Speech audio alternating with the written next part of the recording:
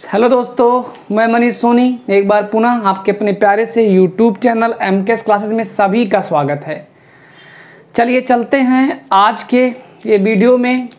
हम लोग 12वीं कक्षा के भौतिक विज्ञान जिसमें से स्थिर वैद्युतिकी और चैप्टर नंबर 1 है कूलाम का नियम। और कूलाम के नियम में अभी तक हम लोगों ने वैद्युत बल रेखाओं के गुण तक पढ़ लिए हैं। अब ये आज का जो हमारा लेक्चर होगा वो वैद्युत क्षेत्र का होगा। और वैद्युत क्षेत्र बहुत ही इम्पॉर्टेंट टॉपिक होगा जो आने वाले कल में हम बार बार इसका क्या करेंगे, चर्चा करते रहेंगे। तो चलिए, बहुत ही इंटरेस्टिंग टॉपिक है वैद्युत क्षेत्र, इलेक्ट्रिक फील्ड। तो आप लोग डालेंगे हेडिंग वैद्युत क्षेत्र, इसका मतलब इलेक्ट्रिक फील्ड। चलिए भाई, फील्ड मैच वैच का फील्ड देखे हैं ना, क्या होता है, चारों तरफ से होता है, ना कि भैया एक के डायरेक्शन में होता है, लंबाई में फील्ड होता है। नहीं, फील्ड होता है चारों तरफ से। तो अभी चारों तरफ का मतलब समझा दे रहे हैं कि चारों तरफ का मतलब होता क्या है। चलिए, इसके पहले हम लोग चुंबक में चलते हैं। चुंबक समझ लीजिए तो समझ लीजिए वैद्युत क्षेत्र भी आप समझ लीजिए। आइएगा, जैसे मान लेते हैं हमारे पास एक चुंबक का टुकड़ा है और एक नॉर्थ और एक क्या होता है, साउथ होता है, ठीक है ना। अब अगर चुंबक होगा, सपोज करो चुंबक ही हमारा है और ये लोहा तो है ही है, इसको सपोज करना नहीं है, लोहा ही है। अगर इस चुंबक के समीप इस लोहे को ले जाएंगे, सपोज करिए ये लोहा इतनी दूर है और तब चुंबक का दूर दूर तक कोई संबंध भैया नहीं है। इसको आगे ले गए, अभी हम बल लगा रहे हैं आगे, मतलब इसको पास ले जाने के लिए। लेकिन कुछ देर बाद हम क्या देखते हैं, अरे जैसे यहाँ मैंने पार किया वो लोहा अपनी तरफ, इसकी तरफ क्या हुआ, खिंची हुई चला आ रहा है। मतलब तेरे चेहरे में वो जादू है, मतलब इस चुंबक में एक जादू है। वो जादू क्या है भैया, कि इस पर फोर्स अप्लाई करके इसको अट्रैक्ट करके अपने पास बुला ले रहा है। अगर इधर अट्रैक्ट हुआ है कुछ दूरी पर, तो उतनी ही दूरी पर इधर भी अट्रैक्ट होगा, उतनी ही दूरी पर उधर भी अट्रैक्ट होगा, उतनी ही दूरी पर इधर भी अट्रैक्ट होगा। मतलब क्या होगा, एक यूनिफॉर्म डिस्टेंस होगा। मतलब यूनिफॉर्म डिस्टेंस का मतलब जैसे मान लेते हैं ये हमारे पास एक सर्कल है और इसका सेंटर है और इसके परिध तक की दूरी यूनिफॉर्म तो होगी भैया, सबकी दूरियां क्या होंगी, इक्वल होंगी। तो सपोज करिए चुंबक है, अगर ये इतना चुंबक, इसके सेंटर में एक चुंबक रखा गया, तो जिस प्रकार से एक वृत्त की त्रिज्याएं समान होती हैं, ठीक उसी प्रकार से क्या होगा कि इसके चारों तरफ, ठीक है ना, समान दूरी पर एक चुंबकीय क्षेत्र क्या होगा, उत्पन्न होगा। और उस चुंबकीय क्षेत्र में कोई अगर हम लोह पदार्थ या एक चुंबक लाएंगे तो हम उसके क्षेत्र के प्रभाव का बहुत ही आसानी से अध्ययन कर सकते हैं और बता सकते हैं कि इतना एरिया चुंबकीय मैग्नेट फील्ड का है। और इसके बाहर जाएंगे तो इसका दूर दूर तक मैग्नेट फील्ड ना होने के कारण कोई संबंध नहीं होगा। तो भैया चुंबक के कारण क्या उत्पन्न हुआ, चुंबकीय क्षेत्र उत्पन्न हुआ। ये आपके पास एक चुंबक था और उस चुंबक को रखने के कारण एक चुंबकीय क्षेत्र क्या हो गया, जनरेट हो गया। और इस चुंबक के चारों तरफ साधारणतः अगर इसके अनुभव को देखना है तो आप एक लोह पदार्थ लाइए अथवा एक चुंबक लाइए। अच्छा, ये चुंबक हो गया। अब अगर हम बात करें आवेश, ठीक है ना, आवेश ये मान लेते हैं प्लस क्यू है या कोई चार्ज होगा, तो कोई चार्ज होगा तो जिस प्रकार से एक चुंबक के कारण चुंबकीय क्षेत्र उत्पन्न हुआ, ठीक उसी प्रकार से एक आवेश के कारण क्या उत्पन्न होगा, वैद्युत क्षेत्र होगा। अच्छा भैया, अगर चुंबक था तो उसके चारों तरफ समान दूरी पर चुंबकीय क्षेत्र था, तो इसी प्रकार से इस आवेश के कारण भी समान दूरी पर एक क्या होगा, वैद्युत क्षेत्र होगा। अच्छा, इस चुंबकीय क्षेत्र का अनुभव करने के लिए हमने एक चुंबक लाया, लोहा लाया, तो इसके वैद्युत क्षेत्र का अनुभव करने के लिए हमें कोई दूसरा आवेश क्या करना पड़ेगा, लाना पड़ेगा।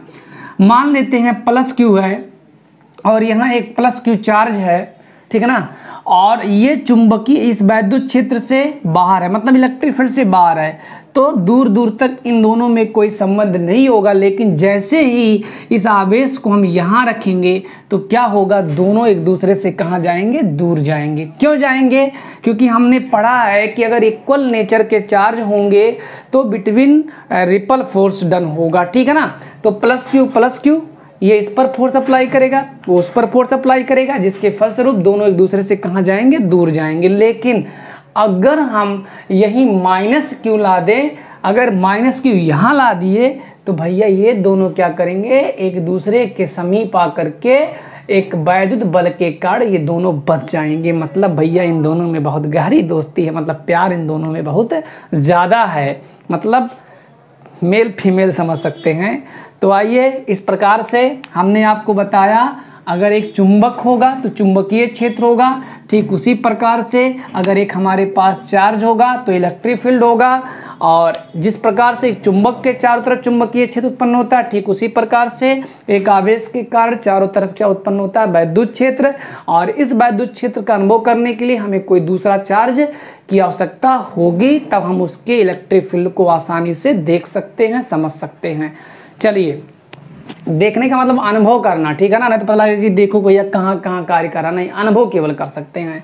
तो इसका डिफिनीशन आप लोग लिख सकते हैं, ठीक है ना। क्या कर सकते हैं, किसी आवेश, देखिए आवेश है, यह आवेश समुदाय होगा, मतलब कई आवेश होंगे, तो किसी आवेश या आवेश समुदाय के चारों ओर का वह क्षेत्र जिसमें से कोई अन्य आवेश अपने ऊपर वैद्युत बल का अनुभव करता है, वही क्या कहलाता है, वैद्युत क्षेत्र कहलाता है।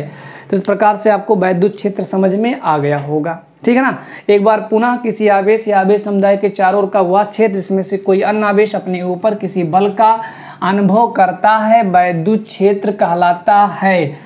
डालेंगे अगला हेडिंग, वैद्युत क्षेत्र की तीव्रता, इंटेंसिटी ऑफ इलेक्ट्रिक फील्ड, ठीक है ना। वैद्युत क्षेत्र की तीव्रता, वैद्युत क्षेत्र की तीव्रता, intensity of electric field.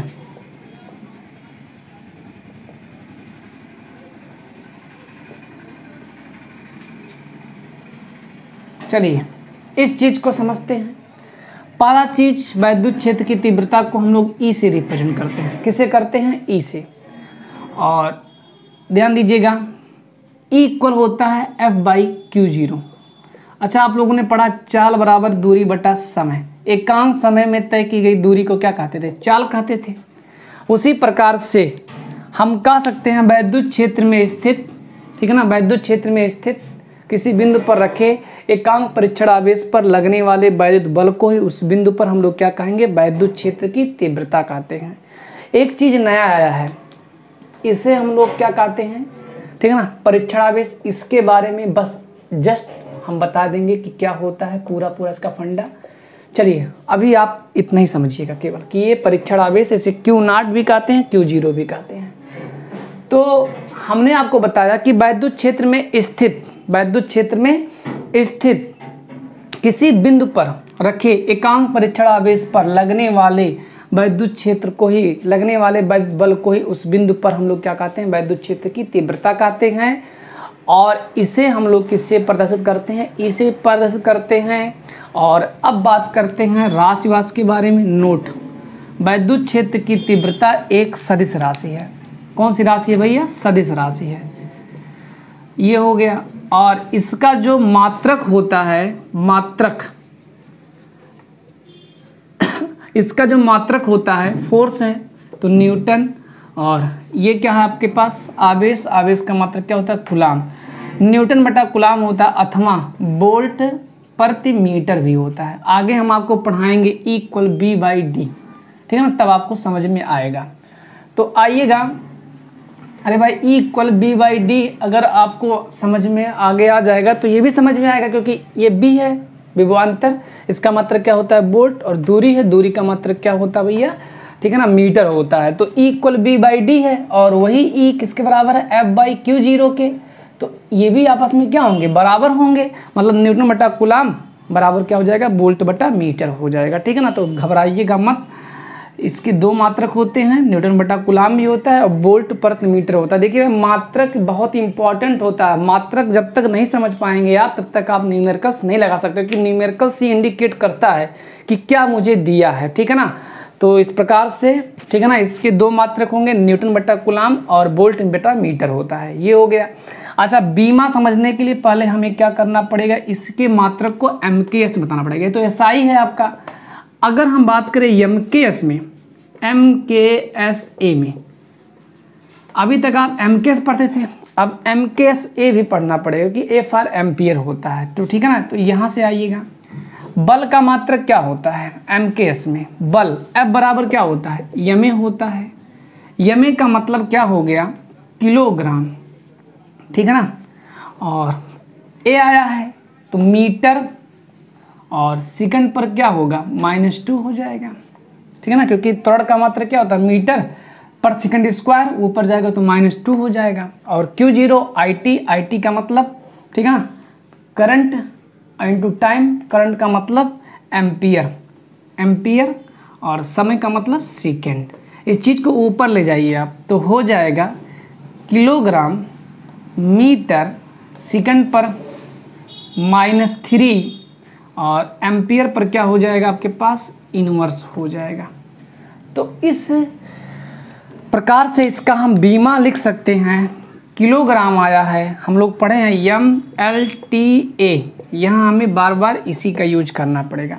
M for, ठीक है ना, मास, तो M हो गया, ये लेंथ है L हो गया, ये टाइम है T पर -3 हो गया, और ये है पर -1 हो गया। इस प्रकार से इसका विमीय सूत्र हो जाएगा MLT पर -3 A पर इनवर्स हो जाएगा, ठीक है ना। इस चीज़ को समझ में आ गया ना, नहीं दिखाई दिया होगा।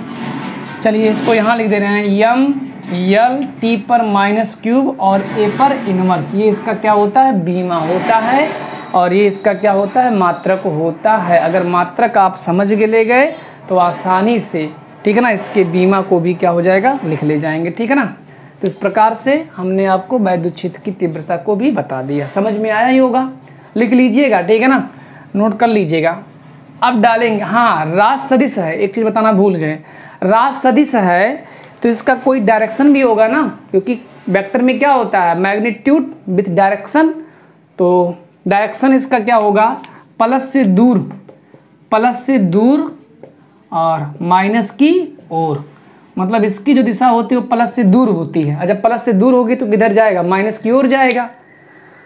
चलिए अगला डालेंगे हेडिंग। आप लोग हेडिंग क्या है बस समझ लीजिए केवल, क्योंकि यह परीक्षा में नहीं आएगा, परीक्षण आवेश, लेकिन बार बार हम परीक्षण आवेश के बारे में चर्चा करते रहेंगे। तो आइए परीक्षण आवेश के बारे में भी देख लेते हैं। टेस्टिंग चार्ज क्या होता है, बड़ी आसानी से समझा देते हैं आपको। टेस्टिंग चार्ज डालेंगे हेडिंग आप लोग, टेस्टिंग चार्ज। वीडियो भाई अच्छा अगर लगे, समझ में आए तो एक बार लाइक शेयर कमेंट जरूर कर दिया कीजिए भाई, ठीक है ना। समझ में आए तब करिए, हाँ समझ में ना आए तो केवल कमेंट करिए कि सर समझ में नहीं आया, आप क्या पढ़ाएं मुझे। आइए टेस्टिंग चार्ज, परीक्षण आवेश,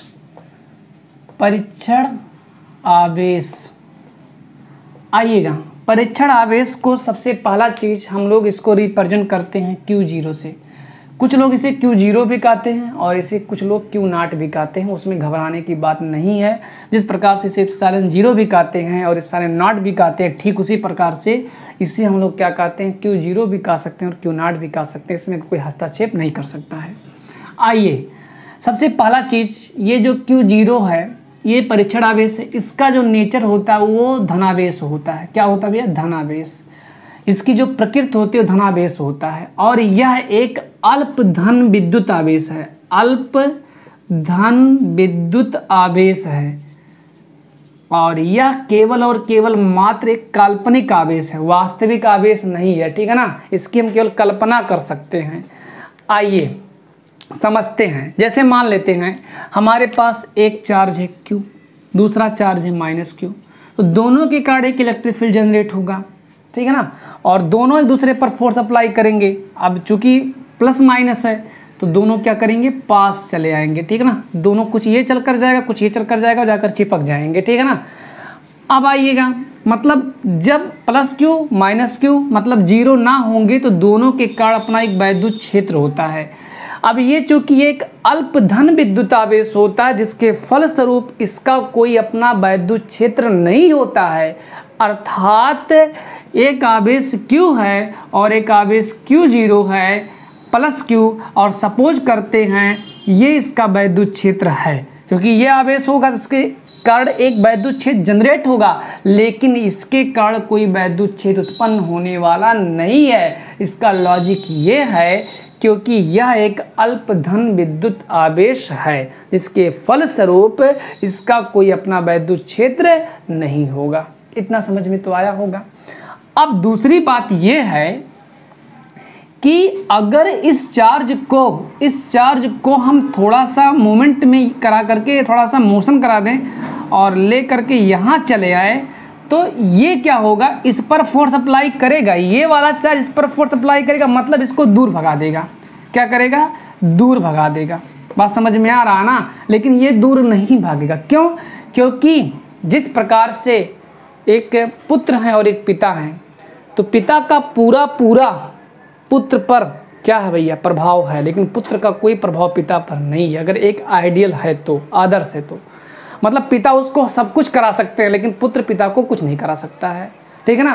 तो ठीक उसी प्रकार से ये सपोज करिए पिता हैं और ये पुत्र हैं, मतलब ये क्या करेंगे, इस पर कोई भी फोर्स अप्लाई कर सकते हैं, लेकिन ये इस पर कोई फोर्स अप्लाई नहीं कर सकता। अर्थात वैद्युत क्षेत्र, मतलब परीक्षण आवेश का कोई अपना वैद्युत क्षेत्र नहीं होता है, जिसके फलस्वरूप ये दूसरे आवेश पर कोई बल नहीं लगा सकता, लेकिन दूसरा आवेश इस पर कोई बल लगा सकता है। तो हम समझते होंगे, परीक्षण आवेश आपको समझ में आ गया होगा। एक बार पुनः बता दे रहे हैं, परीक्षण आवेश एक अत्यंत अल्प धन विद्युत आवेश होता है, जिसका कोई अपना वैद्युत क्षेत्र नहीं होता है। इसके कारण किसी दूसरे आवेश पर बल नहीं लगा सकता, लेकिन दूसरा आवेश इस परीक्षण आवेश पर बल लगा सकता है। ठीक है ना। और यह एक काल्पनिक आवेश होता है, यह वास्तविक नहीं होता है। तो इस प्रकार से आपको परीक्षण आवेश समझ में आ गया। बहुत गर्मी है। अब हम लोग अगला जो वीडियो हमारा होगा वो किसी बिंदु आवेश कण वैद्युत क्षेत्र की तीव्रता का होगा। तब तक के लिए सभी दोस्तों से नमस्कार।